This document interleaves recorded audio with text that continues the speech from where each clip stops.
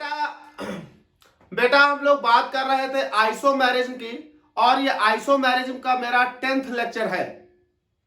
9 part में मैंने आपको बहुत कुछ पढ़ाया है।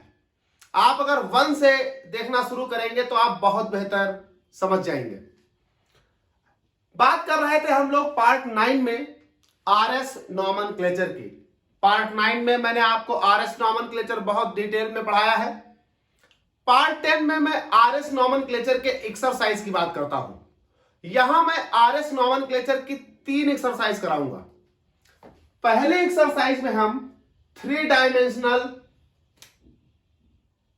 कायरल कंपाउंड लेंगे। दूसरी एक्सरसाइज में हम फिशर प्रोजेक्शन कायरल कंपाउंड लेंगे, और तीसरी एक्सरसाइज में हम ऐसे फिशर प्रोजेक्शन कंपाउंड लेंगे जिसमें कायरल कार्बन एक से ज्यादा होंगे, मतलब more than 1 chiral compound in a single molecule. तो 3 एक्सरसाइज है, बहुत इंपॉर्टेंट है। ये तीनों एक्सरसाइज आप तभी समझ पाएंगे जब आपने पार्ट 9 पूरा देख रखा होगा, पढ़ रखा होगा। तो जो लोग इस पर डायरेक्ट इस पार्ट 10 पर आए हैं वो एक बार पार्ट 9 को पूरी तौर से पढ़ें। सारे रूल, सारे कॉन्सेप्ट पार्ट 9 में पढ़ाए हैं मैंने। यहां मैं सिर्फ उसे एक्सरसाइज में इन एग्जांपल्स को सॉल्व करने वाला हूं। तो चलिए हम लोग पार्ट 10 में पहली एक्सरसाइज की बात करते हैं, और उम्मीद करता हूं आप पार्ट 9 देख चुके होंगे। चलिए तो प्रायोरिटी डिसाइड करते हैं। ये मेरे पास 1 2 3 4 ऑक्सीजन, कार्बन, कार्बन, हाइड्रोजन, ये कंफर्म हो गया, ये 1 है, ये 4 है। अब बेटा 1 कंफर्म 4 कंफर्म, 1 कंफर्म 4 कंफर्म। अब इन दोनों में देखो, कार्बन कार्बन, यहां ऑक्सीजन यहां हाइड्रोजन, ये 2 है और ये 3 है। तो बेटा 1 से 2 से 3 की ओर जाना होता है, इग्नोर द 4। तो 1 से 2 से 3, तो ये देखिए घड़ी की दिशा में, यानी आर। इन्हें देखिए, iodine, chlorine, bromine, H। Iodine का एटॉमिक नंबर 53, ये 1 है। ब्रोमीन का 35, तो ये 2 है।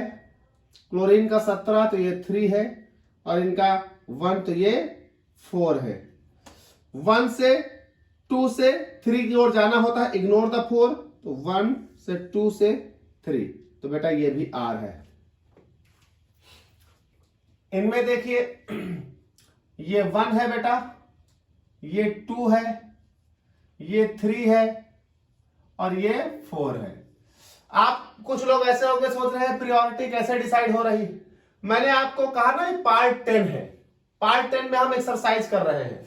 पार्ट 9 में सब पढ़ाया है, प्रायोरिटी कैसे डिसाइड होगी, कैसे रोटेशन होगा, सब कुछ पार्ट 9 में है। ऑप्टिकल आइसोमेरिज्म का आरएस नॉमेनक्लेचर पार्ट 9 पढ़ो। एक्सरसाइज के लिए पार्ट 10 पढ़ो। तो ये हुआ 1 से 2 से 3, तो 1 से 2 से 3, तो ये हुआ दिस एस है। यहां देखें बेटा, ये 1, ये 2, ये 3 और ये 4। 1 से 2 से 3, तो ये देखिए दिस, ये भी एस है। इधर आ जाओ बेटा, 1 2 3 4, 4 ग्रुप हो गए। इसको दोगे 1, ये कार्बन ये कार्बन ये कार्बन, लेकिन ये कार्बन डबल बॉन्ड आगे 2, ये कार्बन आगे सिंगल बॉन्ड 1 कार्बन, ये आगे सब H। तो ये हो जाएगा 2, प्रायोरिटी डिसाइड करोगे रूल के अनुसार। ये हो जाएगा 3 और ये हो जाएगा 4। तो 1 से 2 से 3, तो ये 1 से 2 से 3, ये हो जाएगा एंटी क्लॉकवाइज, तो S। इधर होता तो R, एंटी क्लॉकवाइज तो S। यहां देखें, ये आएगा 1, ये आएगा 2, 3 कार्बन से जुड़ा है, ये आगे 2 ही कार्बन से जुड़ा है। तो ये आएगा 2, ये आएगा 3 और ये आएगा 4। तो 1 2 3, तो ये क्लॉकवाइज है R। चलिए बेटा यहां देखें, ये आएगा बेटा 1, ये आएगा 2, ये आएगा 3, ये आएगा 4। तो 1 से 2 से 3, इग्नोर द 4, ये 3, ये बेटा एंटी क्लॉकवाइज है S। यहां देखें, ये आएगा 1, ये आएगा 2, ये आएगा 3, ये आएगा 4। तो बेटा 1 से 2 से 3 क्लॉकवाइज है, तो ये R। तो देखिए आपके ये 3 डायमेंशनल स्ट्रक्चर थे। आपके पास 3 डायमेंशनल स्ट्रक्चर में 1, 2, 3 तरह के बॉन्ड होंगे। कोई 2 बॉन्ड एक जैसे होंगे, वो 2 बॉन्ड ये वाले एक जैसे कर सकता है, ये 2 बॉन्ड ये वाले एक जैसे कर सकता है, या ये डॉटेड वाले एक जैसे कर सकता है, उससे कोई फर्क नहीं पड़ता। जो 3 डायमेंशनल स्ट्रक्चर होंगे उसका सीधा रूल था कि आप प्रायोरिटी डिसाइड करिए और ऑप्टिकल रोटेशन देख लीजिए। प्रायोरिटी के बाद 3 डायमेंशनल में कोई रूल नहीं लगते। लेकिन आपको मालूम है फिशर प्रोजेक्शन जो मैं अभी एक्सरसाइज 2 में कराऊंगा, फिशर प्रोजेक्शन में प्रायोरिटी डिसाइड करने के बाद भी 4 रूल लगते हैं। Depends on priority of the 4th group. Rule 9 में जाकर पढ़िए, पता चल जाएगा। तो यह हो गई आपकी एक्सरसाइज। अब हम लोग एक्सरसाइज 2 लेते हैं, फिशर प्रोजेक्शन। तो ये बेटा मेरे पास हो गया RS नॉमेनक्लेचर का, ये मेरे पास हो गया सेकंड एक्सरसाइज, ये आपके सामने लिखी हुई है। इस सेकंड एक्सरसाइज और फर्स्ट एक्सरसाइज को अगर आप देखें तो फर्स्ट एक्सरसाइज में जो यहां कंपाउंड लिखे थे वो 3 डायमेंशनल थे। इस सेकंड एक्सरसाइज में जो कंपाउंड देखिए लिखे हैं वो सब फिशर प्रोजेक्शन में लिखे हैं। हमने आपको जब पार्ट 9 में रूल्स पढ़ाए थे तो आपसे कहा था कि चाहे 3 डायमेंशनल लिखे हो चाहे फिशर प्रोजेक्शन लिखे हो, प्रायोरिटी डिसाइड करने के लिए सेम रूल है। प्रायोरिटी डिसाइड हो जाने के बाद अगर 3 डायमेंशनल लिखा है तो प्रायोरिटी डिसाइड करने के बाद सीधे ऑप्टिकल रोटेशन देखते हैं। लेकिन अगर फिशर प्रोजेक्शन लिखा है तो प्रायोरिटी डिसाइड करने के बाद ओरिएंटेशन देखते हैं। ओरिएंटेशन के 4 रूल थे, उसके बाद रोटेशन देखते हैं। तो देखते हैं जरा, इनको सॉल्व करते हैं। रूल के लिए बेटा पार्ट 9 पढ़े, यहां सिर्फ एक्सरसाइज होगी। देखिए 1, 2, 3, 4 चारों डिफरेंट है, कायरल है। प्रायोरिटी डिसाइड करते हैं, ये हुआ 1, ये हुआ 2, ये हुआ 3 और ये हुआ 4। यहां जाइए, ये हुआ 1, ये हुआ 2, ये हुआ 3 और ये हुआ 4। यहां जाइए, ये हुआ 1, ये हुआ 2, ये हुआ 3 और ये हुआ 4। चलिए इधर के 3 पहले कर लेते हैं। अब इसमें देखिए प्रायोरिटी डिसाइड, इसमें प्रायोरिटी डिसाइड, इसमें भी प्रायोरिटी डिसाइड। हमने कहा था प्रायोरिटी डिसाइड के बाद आप देखिए 4 प्रायोरिटी कहां है। अगर 4 प्रायोरिटी या तो ऊपर होगी या राइट होगी या लेफ्ट होगी या बॉटम होगी। तो देखिए इसमें 4 प्रायोरिटी राइट पर है, इसमें 4 प्रायोरिटी बॉटम में है, इसमें 4 प्रायोरिटी टॉप पर है। हमने आपसे कहा था कि अगर 4 प्रायोरिटी बॉटम में है तो जैसा कंपाउंड है वैसा ही लिखा रहने दो, सीधे ऑप्टिकल रोटेशन निकाल दो, उसमें कोई चेंज नहीं होगा। तो चूंकि ये 4th प्रायोरिटी बॉटम में है तो जैसा है वैसे ही 1 से 2, 2 से 3, ये हुआ S एंटी क्लॉकवाइज। ये 4 प्रायोरिटी बेटा टॉप पर है। हमने दूसरा रूल आपको पढ़ाया था कि अगर टॉप पे है तो कंपाउंड को 180 घुमा देना होगा। तो कंपाउंड को रोटेट करना होगा पूरा 180। तो कंपाउंड को 180 रोटेट करने पर जरा देखिए क्या होगा। 4 जो ऊपर था वो नीचे आ जाएगा, जो नीचे था वो ऊपर चला जाएगा, जो इधर था वो इधर आ जाएगा, और जो इस साइड था वो उस साइड चला जाएगा। दिस ये है रूल। आगे मैं जुगाड़ भी बता दूंगा कि आप बिना रोटेशन के भी कर सकते हैं। ये हो जाएगा 4, ये हो जाएगा 2, ये हो जाएगा 3 और ये हो जाएगा 1। देखिए सब पलट गए, आपने पूरे कंपाउंड को 180 घुमा दिया। अब आप रोटेशन कर दें 1 से 2, 2 से 3, तो 1 से 2, 2 से 3। दिस इज क्या क्लॉकवाइज यानी R, क्लॉकवाइज यानी R। ये क्या था S। यहां देखिए 4 प्रायोरिटी हॉरिजॉन्टल लाइन के राइट साइड पर। हमने कहा था जब 4 प्रायोरिटी हॉरिजॉन्टल लाइन के राइट साइड पर हो, जब 4 प्रायोरिटी हॉरिजॉन्टल लाइन के राइट साइड पर हो तो टॉप की पोजीशन में कोई परिवर्तन नहीं होगा। कंपाउंड का जो टॉप का पोजीशन है वो वहीं का वहीं रहेगा, यानी इस वक्त कार्बोक्सिलिक ग्रुप जहां है वही रहेगा, ये यही रहेगा। बाकी सब में चेंज होगा। कितना चेंज? Anti clockwise 1 step. तो आप एक स्टेप बाद यहां, आप एक स्टेप बाद यहां, और आप एक स्टेप बाद यहां आ जाएंगे। तो जरा कर लेते हैं। तो एक स्टेप बाद ये यहां, यानी ये आ जाएंगे CH3, ये यहां यानी ये आ जाएगा H, ये यहां यानी ये आ जाएगा बेटा Br। तो अब देखिए कौन कहां गया, 4 आया नीचे, 1 गया यहां, 3 गया यहां। अब आप जरा गौर करिए, रोटेशन कर देते हैं। 4 को बॉटम में लाके इग्नोर कर देना होता है, 1 से 2, 2 से 3 को जाना होता है, 1 से 2, 2 से 3, क्लॉकवाइज R। चलिए इनकी बात करते हैं। तो प्रायोरिटी डिसाइड करते हैं इसमें, इसमें, इसमें, इसमें। ये हो गई 1 और ये हो गई 2, ये हो गई 3 और ये हो गई 4। इनमें ये हो गया 1, ये हो गया 2, ये हो गया 3 और ये हो गया 4। इनमें ये हो गया 1, ये हो गया 2, ये हो गया 3, ये हो गया 4। बेटा हम फटाक से ये दे रहे हैं क्योंकि सारे रूल मुझे रटे हुए हैं। आप जब सब कुछ पढ़ लेंगे, पूरा 9 पढ़ डालेंगे, समझ डालेंगे, कई सारी एक्सरसाइज कर लेंगे, आप ऐसे चुटकी में आप भी प्रायोरिटी डिसाइड कर लेंगे। चलिए 4 कहां? This case. 4 कहां? दिस। 4 कहां? दिस। अच्छी बात है कि सब में 4 एक ही तरफ है। चलिए जब 4 हॉरिजॉन्टल लाइन के राइट पर हो तो रूल क्या होता है? टॉप नहीं बदलेगा। तो सबका टॉप नहीं बदलेगा, टॉप पोजीशन सब में जैसे कि तैसे ही रहेंगी, यानी NH2 है यही रहेगा। इस वाले में अगर देखो तो ये CHO है यही रहेगा, इस वाले में देखो तो Br है यही रहेगा। तो टॉप की पोजीशन में कोई परिवर्तन ना होना है। बाकी सब में एंटी क्लॉकवाइज 1 स्टेप, आप यहां, आप यहां, आप यहां, थोड़ा ये बड़ा एरो कर देते, ये इसमें आप यहां, आप यहां, आप यहां, दिस, दिस, दिस। तो जरा चेंज कर देते हैं भाई। H नीचे, ये यहां, ये यहां, H नीचे, ये इधर, ये इधर,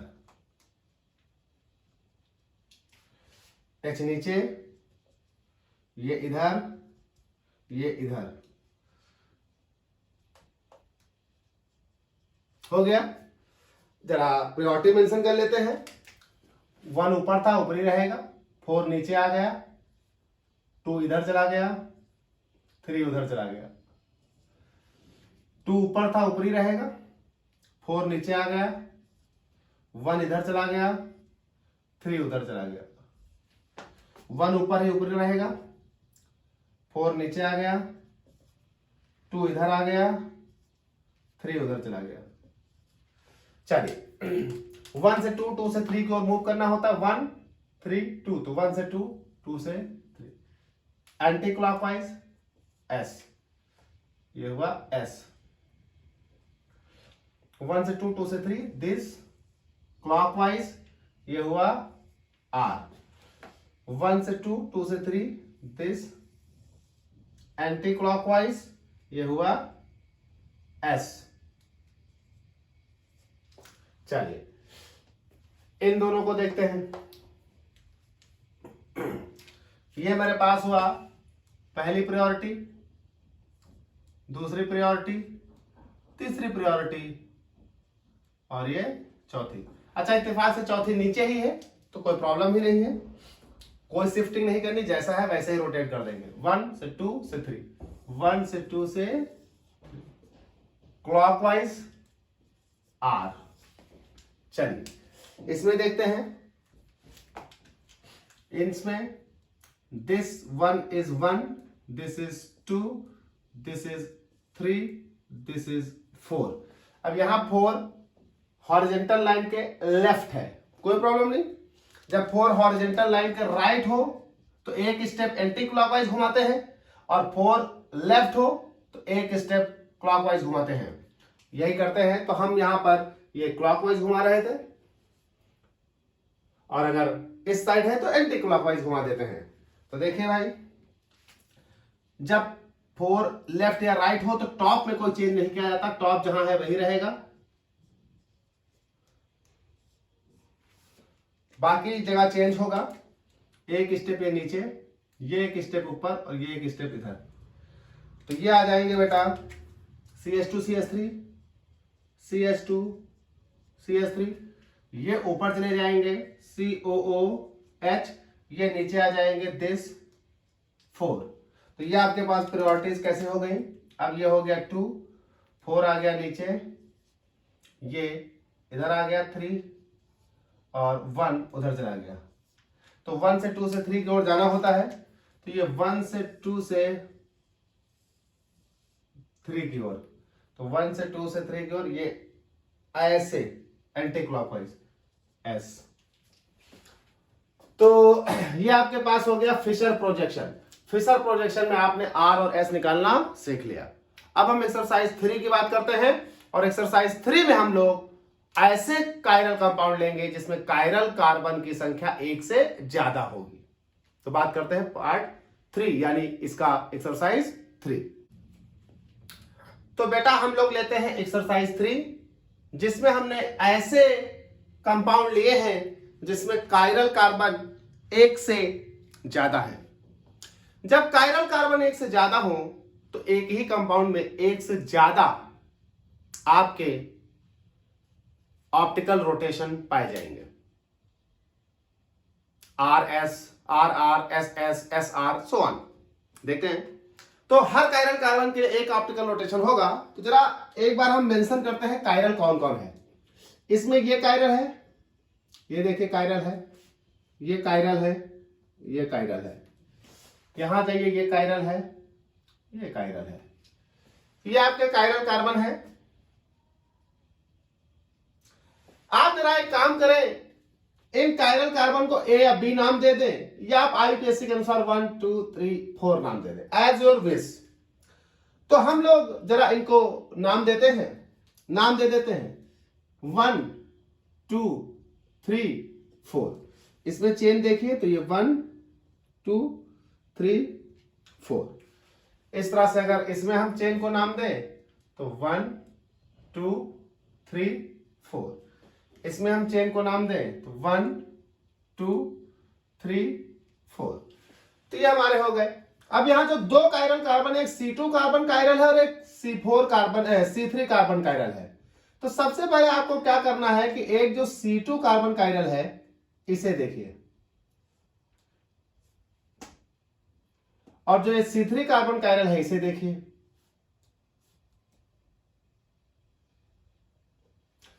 अब जो ये C2 कार्बन कायरल है इसमें यहां पर देखिए लगा है कार्बोक्सिलिक ग्रुप, यहां पर लगा है OH, यहां पर लगा है H और यहां पर लगा है OH HCH3 और ये C। ये हो जाएगा C, ये हो जाएगा H, ये हो जाएगा OH और ये बेटा हो जाएगा CH3। अब ये देखिए आपका वैसे ही बन गया जैसे एक्सरसाइज 2 में था, एक कायरल बाकी सब 4 ग्रुप हो गए। जो ये C3 कार्बन है जरा इसे देख लीजिए, इसे क्या करोगे, इसे बना लो। तो ये मेरे पास हो गया दिस लाइक दिस, ये मेरे पास हो गया OH, ये हो गया H, ये हो गया CH3 और ये हो गया C। इस पर ये H, ये हो गया बेटा OH और ये हो गया आपका कार्बोक्सिलिक ग्रुप दिस। फिर 4 हो गए। अब देखिए ये इस तरह से आपके एक्सरसाइज 3 में ये जो दो कायरल हैं हमने इस तरह से यहां पर क्या कर दिया, पलट दिया इन कंपाउंड्स को दो अलग हिस्सों में। ये बिल्कुल अब वैसे हो गए जैसे एक्सरसाइज 2 में थे, और जब 2 में हो गए ये अलग अलग कर दिए हमने। अब हम क्या करेंगे, इनकी प्रायोरिटी डिसाइड कर लेते हैं। देखिए प्रायोरिटी डिसाइड करो तो इसकी आएगी 1, इसकी आएगी 2, इसकी आएगी 3 और इसकी आएगी 4। बेटा यहां देखिए इसकी आएगी 1, इसकी आएगी 2, इसकी आएगी 3 और इसकी आएगी 4। अब जब 4 प्रायोरिटी देखिए बॉटम में तो है नहीं, 4 प्रायोरिटी यहां पर लेफ्ट में है और यहां पर राइट में है। तो आप जरा इनको चेंज करिए, चेंज करिए। अब चेंज करने के लिए दिस, जब 4 प्रायोरिटी लेफ्ट या राइट हो तो टॉप की पोजीशन में कोई चेंज नहीं किया जाता, यानी ये यही रहेगा। 4 प्रायोरिटी लेफ्ट और राइट हो तो टॉप की पोजीशन में कोई चेंज नहीं किया जाता, यानी वो जहां है वही रहेगा। बाकी सारी पोजीशन बदल जाएंगी। जैसे ये 4 यहां है तो ये यहां आ जाएगा, ये यहां चला जाएगा और ये यहां। इसमें 4 यहां है तो ये यहां आ जाएगा, ये यहां चला जाएगा और ये यहां। तो ले आओ भाई, ये OH आ गया इधर, H आ गया नीचे, भाई साहब चले आए इधर,